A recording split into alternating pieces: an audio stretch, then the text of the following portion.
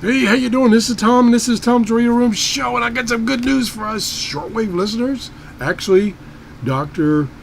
Solar, as I call her, Solar Weather, has some good news for us. This is a brand new video she just put out, and she's got some great news for us amateur radio operators and shortwave listeners. So I'm going to roll just a small segment, and then I'll put the link to her full show down in the description below, and you can watch the entire show and you can subscribe to her channel. She provides some great information for us amateur radio operators and shortwave listeners. Here we go.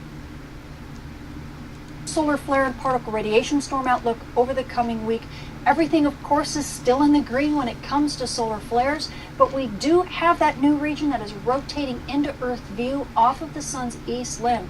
The nice thing is that it's boosted the solar flux back up into the marginal levels for radio propagation. So as amateur radio operators and emergency responders, we should really enjoy this.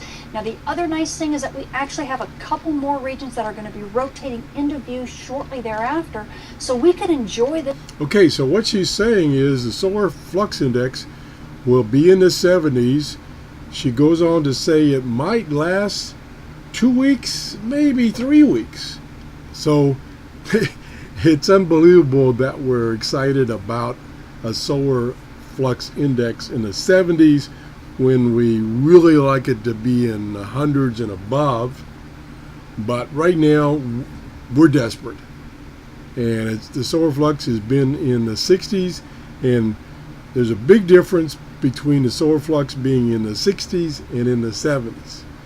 So hopefully in the next week or two we'll get some good propagation with the help of the sun, and we should be able to listen to shortwave, and if you're an amateur operator you should be able to communicate on the shortwave bands.